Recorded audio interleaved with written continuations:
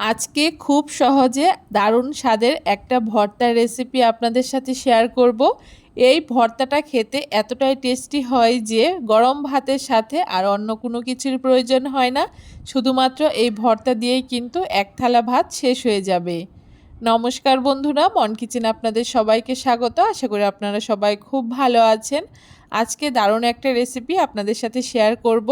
আজকে আমি টাকি মাছের ভর্তা তৈরি করে দেখাবো। তার জন্য এখানে আমি ছোট ছোট টাকি মাছ নিয়ে নিয়েছি আর মাছগুলোকে আমি ছোট ছোট টুকরো করে কেটে নিয়েছি। এখন মাছের মধ্যে পরিমাণ মতো নুন আর হলুদ দিয়ে খুব ভালো করে মাছগুলোকে মাখিয়ে নেব। মাছগুলোকে নুন হলুদ দিয়ে খুব ভালো করে মাখিয়ে নেওয়ার পরে উনানে একটা কড়াই বসিয়ে দিয়ে কড়াইতে পরিমাণ মতো তেল দিয়ে দিয়েছি। যেহেতু আমি ভর্তা তৈরি করব তার জন্য এখানে সর্ষের তেলটাই ব্যবহার করেছি, আপনারা চাইলে সাদা তেলটাও ব্যবহার করতে পারেন। তেলটা খুব ভালো করে গরম হয়ে যাওয়ার পরে এক এক করে মাছগুলোকে দিয়ে দিচ্ছি। সবগুলো মাছ দিয়ে এখন খুব ভালো করে একটা পাশ লাল হয়ে যাওয়া পর্যন্ত মাছগুলোকে ভেজে নেব। মাছগুলো একটা পাশ খুব ভালো করে ভেজে নেওয়ার পরে উল্টে দিয়ে অপর পাশও আমি লাল লাল করে মাছটাকে ভেজে নেব। মাছগুলোকে দুটো পাশে খুব ভালো করে লাল করে ভেজে নিয়েছি। এখন মাছগুলোকে আমি তুলে নিচ্ছি। এখন ওই তেলের মধ্যেই আমি এইখানে 4 থেকে 5টা শুকনো লঙ্কাকেও খুব ভালো করে লাল করে ভেজে তুলে নিচ্ছি।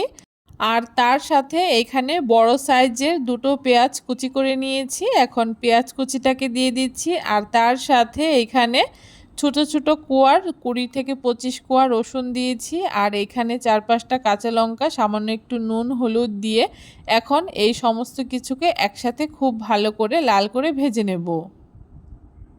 খুব ভালো করে পেঁয়াজগুলোকেও একটু নেড়ে চেড়ে আমি লাল লাল করে ভেজে নিয়েছি। এখন পেঁয়াজগুলোকেও আমি তুলে নিচ্ছি। সব কিছু ভেজে একসাথে একটা থালার মধ্যে আমি রেডি করে নিয়েছি। এখন মাছের কাঁটাগুলোকে খুব ভালো করে ছাড়িয়ে নেব।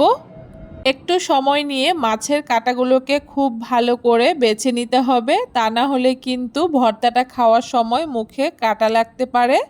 খুব ভালো করে সময় নিয়ে মাছগুলোকে কাটা ছাড়িয়ে নিয়েছি।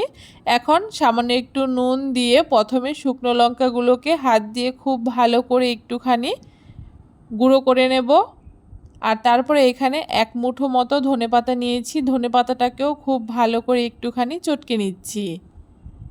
আর তারপরে ভাজা পেঁয়াজের সাথে আবারও কিছুক্ষণ একটু চটকে নেব।